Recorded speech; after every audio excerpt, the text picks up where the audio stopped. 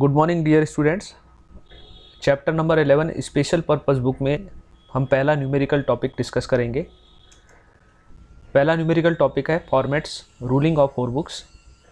इन 4 books में हम purchases book, sales book, purchases return book और सेल रिटर्न बुक का फॉर्मेट और उससे रिलेटेड इम्पोर्टेंट पॉइंट्स और साथ में उनका जो टोटल होता है उससे जर्नल एंट्री करते हैं उसको हम डिस्कस करेंगे। तो आइए शुरू करते हैं। यहाँ पर मैं सबसे पहले फॉर्मेट बताऊँगा आपको और मैं फॉर्मेट जो है वो चारों बुक्स का एक साथ ड्रॉ करूँगा।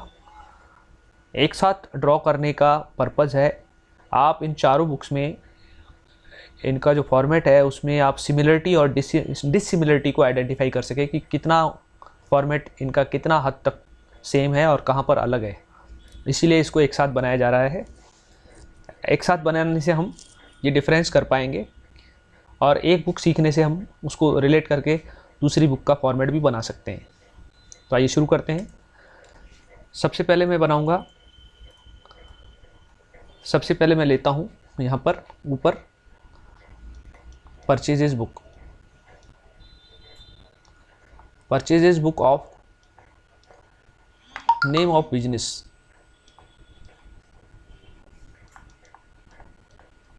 Oblique businessman.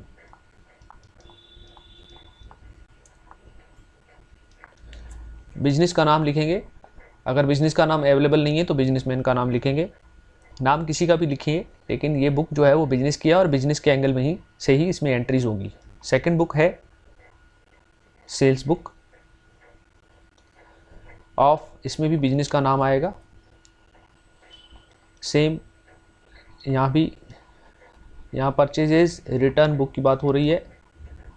Purchase return book of, purchase return का एक और नाम बताया गया था आपको, रिटर्न आउटवर्ड, इसीलिए इसको हम रिटर्न आउटवर्ड बुक भी बोल सकते हैं। डी पे है सेल्स रिटर्न बुक। यहाँ भी बिजनेस का नाम आएगा।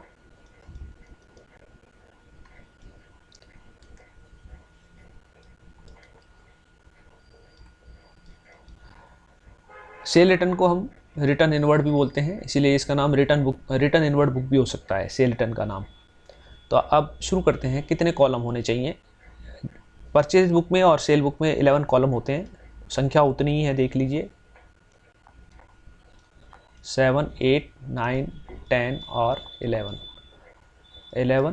10, 9, 8, 7, 6, 5, 4, 3, 2 और 1। परचेज रिटर्न और सेल रिटर्न बुक में एक कॉलम कम होता है, टोटल 10 कॉलम होंगे। 1, 2, 3, 4, 5, 6, 7, 8, 9, 10, 1, 2, 3, 4, 5, 6, 7, 8, 9 और 10। अब नंबर ऑफ कॉलम की बात हो गई। पहला कॉलम सभी बुक में डेट का होगा।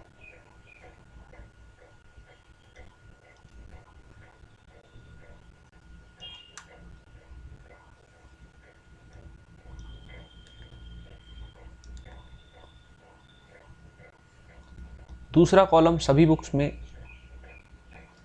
पर्टिकुलर्स का होगा।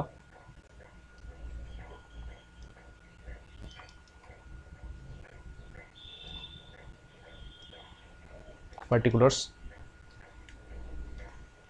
और पर्टिकुलर्स। पर्टिकुलर्स में परचेज बुक में हम पर्टिकुलर्स में 3 चीज़ें लिखते हैं।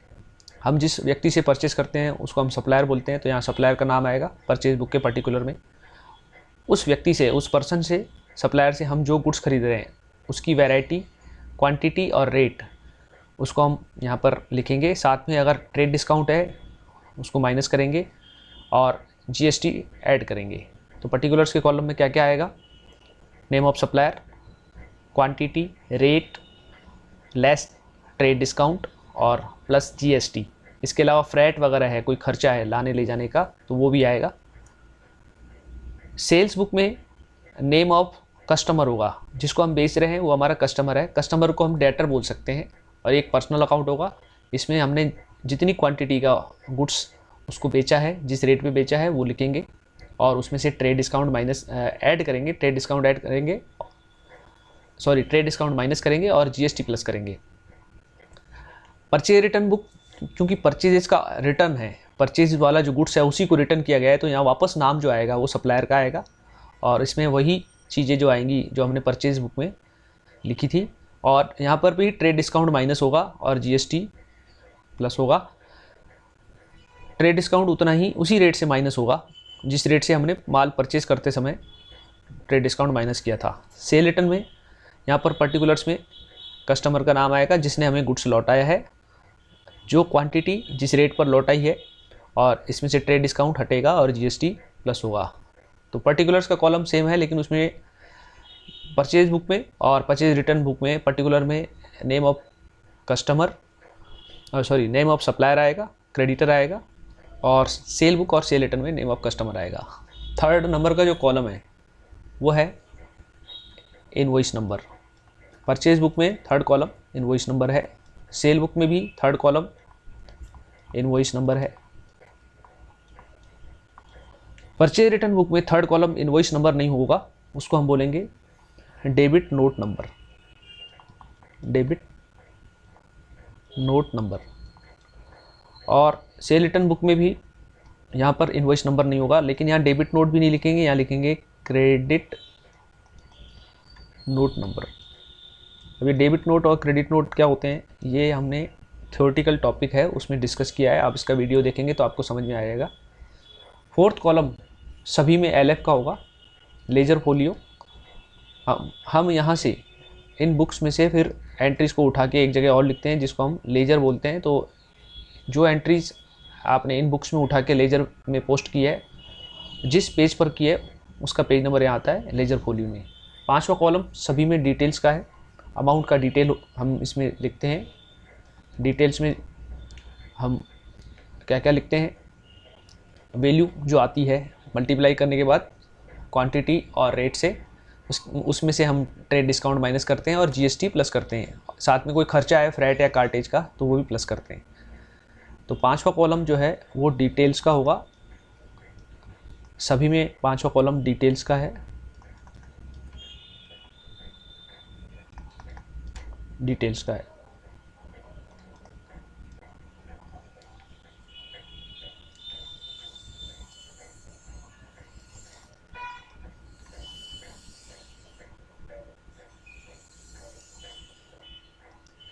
छठा कॉलम जो है सिक्स कॉलम परचेज बुक में और परचेज रिटर्न में, छठे कॉलम को हम बोलेंगे कोस्ट का कॉलम है वो, क्योंकि जब हम माल परचेज करते हैं तो जो वैल्यू हम पे करते हैं उसको हम कोस्ट बोलते हैं। सेल बुक में छठा कॉलम सेल्स वैल्यू का होगा, और सेल रिटर्न में भी छठा कॉलम जो होगा वो सेल्स वैल्यू का होगा। तो आप देख रहे हैं डिफरेंस, परचेज बुक और परचेज रिटर्न बुक में 6 कॉलम कोस्ट का होगा और सेल बुक और सेल रिटर्न बुक में 6 कॉलम सेल्स वैल्यू का होगा। 7, 8 और 9, 7, 8, 9 तीनों, ये चारों बुक्स में 7, 8 और 9 जो है कॉलम वो जीएसटी का होगा। और जीएसटी आप जानते हो कितने तरह के होते हैं, एक तो होता है सीजीएसटी, एक एसजीएसटी और एक आईजीएसटी। तो यहाँ पर भी सेम वही होंगे, सीजीएसटी पहला कॉलम 7वां, फिर एसजीएसटी, फिर आईजीएसटी। यहाँ भी सीजीएसटी, एसजीएसटी और आईजीएसटी, सीजीएसटी, एसजीएसटी और आईजीएसटी। अब आप जानते हैं कि जब हम माल परचेज करते हैं तब जीएसटी के साथ इनपुट वर्ड आता है, तो यहाँ लिखेंगे इनपुट, इनपुट और इनपुट। जब हम परचेज रिटर्न करते हैं तब भी जीएसटी इनपुट वाला ही होता है, उसको रिवर्स किया जाता है, तो यहाँ इनपुट आएगा। परचेज रिटर्न बुक में भी जीएसटी के आगे इनपुट लगेगा। अब हम आते हैं सेल्स बुक के ऊपर। सेल बुक में जीएसटी जो होगा उसको हम आउटपुट लगाएंगे उसके आगे, क्योंकि जब हम माल बेचते हैं तो जीएसटी जो होता है वो आउटपुट वाला होता है। और जब हम सेल रिटर्न करेंगे जब सेल रिटर्न का गुड्स प्राप्त करेंगे, रिसीव करेंगे, तब भी जीएसटी के साथ आउटपुट वर्ड आएगा। और उसको रिवर्स करते हैं हम जर्नल एंट्री में, तो आप देख रहे हैं कितनी सिमिलरिटी है। परचेज बुक और परचेज रिटर्न बुक में 7, 8, 9 कॉलम जो है वो है इनपुट CGST, SGST और IGST का, और सेल बुक और सेल रिटर्न बुक में 7th, 8th और 9th कॉलम जो है वो है output CGST, SGST and IGST का। 10th कॉलम जो है यहाँ पर परचेज बुक और सेल बुक में वो होगा फ्रेट का, फ्रेट या कार्टेज। जब हम गुड्स खरीदते बेचते हैं तो उसको लाने ले जाने का खर्चा जो होता है उसको फ्रेट या कार्टेज बोला जाता है।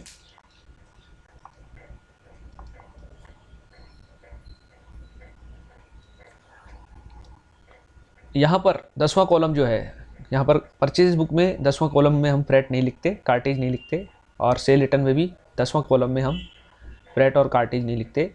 यहाँ पर हम लिखते हैं टोटल अमाउंट, और यहाँ पर परचेज बुक में और सेल्स बुक में टोटल आएगा लास्ट कॉलम। तो डिफरेंस क्या है? डिफरेंस ये है कि परचेज रिटर्न और सेल रिटर्न बुक में एक कॉलम कम है फ्रेट और कार्टेज का। अब बात आ रही है टोटल लगाना है क्या कॉलम का, तो 5 कॉलम जो है चारों बुक के, उनका टोटल नहीं लगाना, नो टोटल, 5 का नहीं लगाना। 6ठे कॉलम का टोटल लगेगा, 6 से लेकर लास्ट तक जितने भी कॉलम है उनका टोटल लगेगा, 6 से लेकर लास्ट तक जितने भी कॉलम है 6 नंबर से इनका टोटल लगेगा। सब में देखिए मैंने टिक किया है 6 से लेकर और लास्ट तक, और 1 to 5 जो कॉलम है उसमें उसका टोटल नहीं लगाया जाएगा, चाहे कोई सी भी बुक हो।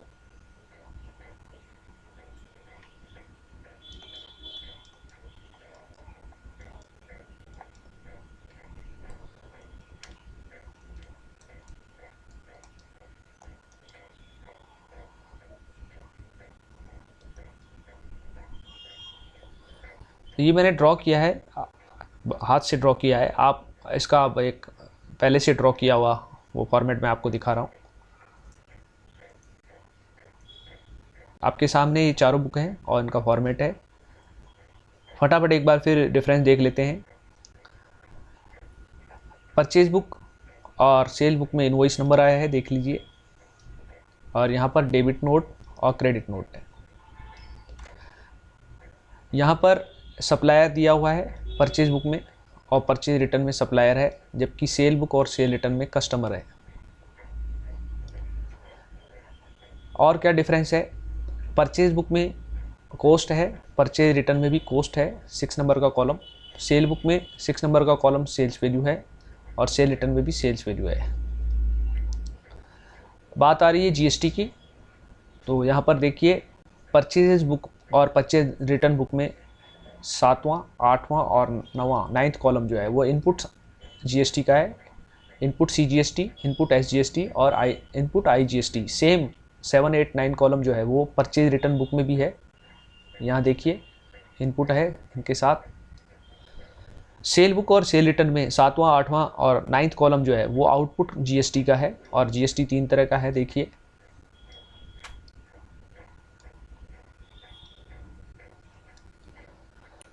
फ्रेट और कार्टेज का कॉलम यहाँ पर नहीं है, फ्रेट और कार्टेज का कॉलम नहीं है, ये नहीं है यहाँ पर।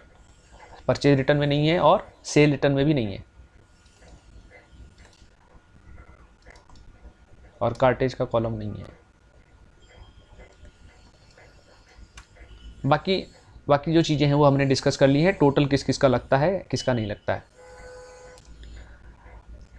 अब हम देखते हैं जर्नल एंट्रीज। जब हम टोटल लगाएंगे तो उनकी जर्नल एंट्रीज कैसी होगी। तो पहले मैं परचेजेस बुक और सेल बुक ले रहा हूँ और उनकी टोटल की एंट्री करके दिखा रहा हूँ आपको।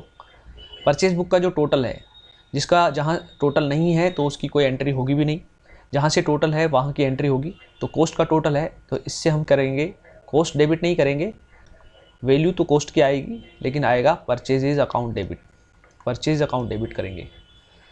इसके अलावा इनपुट CGST भी डेबिट होगा, इनपुट SGST ये डेबिट होगा, ये भी डेबिट होगा, फ्रेट और कार्टेज भी डेबिट होगा। तो फिर क्रेडिट किसको करेंगे?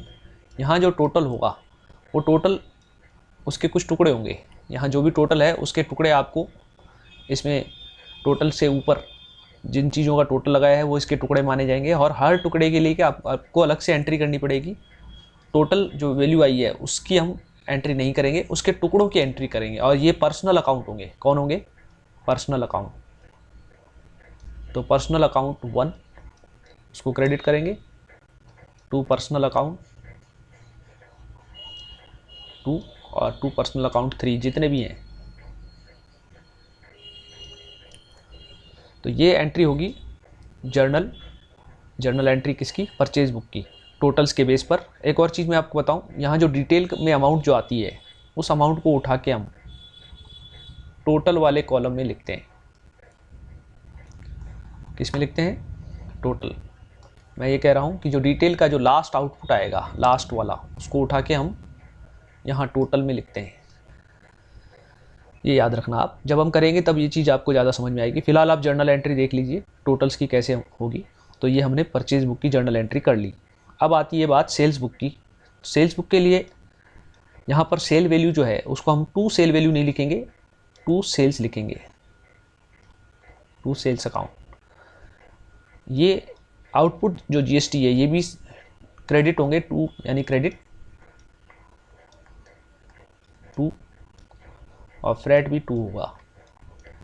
ये जो टोटल है लास्ट वाला, टोटल का जो टोटल है उसके हम टुकड़े लेंगे और उन टुकड़ों की एंट्री करेंगे। टोटल की एंट्री नहीं होगी। और यहाँ पर पर्सनल अकाउंट होंगे, जितने भी पर्सनल अकाउंट है उनको डेबिट करेंगे। Personal account 1 debit, personal account 2 debit और पर्सनल अकाउंट 3 डेबिट। इसमें भी वही बात है, डिटेल का जो लास्ट आउटपुट आएगा उसको हम यहाँ पर टोटल के कॉलम में लिखते हैं, ये याद रखना आप। तो ये एंट्री हुई परचेज बुक और सेल बुक की। अब देखते हैं रिटर्न वाली जो बुक है उनकी जर्नल एंट्री कैसे होगी। तो यहाँ पर मेरे सामने परचेज रिटर्न बुक है और सेल्स रिटर्न बुक है। तो परचेज रिटर्न बुक में क्या एंट्री होगी, देखो उसकी क्या एंट्री होगी। कॉस्ट से हम करेंगे टू परचेजेज रिटर्न।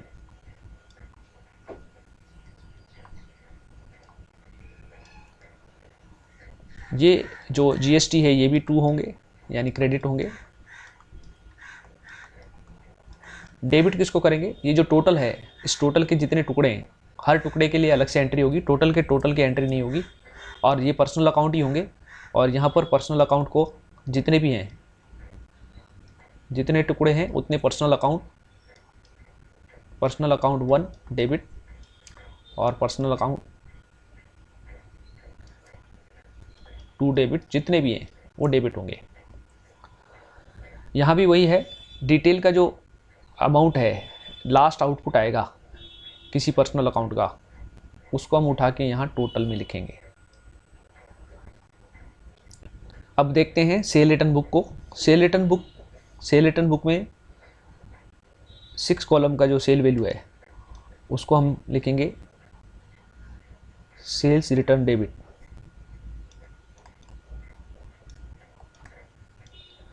और ये जो GST हैं ये भी सारे डेबिट हो जाएंगे, वापस रिवर्स हो जाएंगे, डेबिट और डेबिट। टोटल की कॉलम की जो वैल्यू है वो एंट्री में नहीं आएगी, उसके टुकड़े आएंगे, और टुकड़ों के लिए जितने भी पर्सनल अकाउंट है उनको हम क्रेडिट करेंगे, to personal account 1, to personal account 2, जितने भी होंगे। इसमें भी यहाँ पर सेल रिटर्न में भी जो डिटेल का जो कॉलम होगा उसका जो आउटपुट आएगा किसी एक ट्रांजैक्शन का, उसको उठा के वापस टोटल के कॉलम में लिखा जाएगा। तो आपने देखा सिमिलरिटी और डिसिमिलरिटी क्या है। अगर आप एक साथ इसको देखेंगे तो आपको ज़्यादा समझ में आएगा। अलग अलग बुक हम जब देखते हैं तो हम दूसरे के साथ उसको कंपेयर नहीं कर पाते, जब हमारे सामने सारी बुक्स होती हैं और उनके इम्पोर्टेंट पॉइंट्स होते हैं तो हम उनको कंपेयर करके उनको आसानी से समझ सकते हैं। इस तरह से ये टॉपिक मैंने पूरा कर लिया है, और आप देखिए, इस पर कमेंट कीजिए। अगर आपको इसमें कुछ क्वेरीज हैं या कुछ सजेशन देने हैं तो आप कमेंट बॉक्स में लिख सकते हैं। सुनने के लिए धन्यवाद।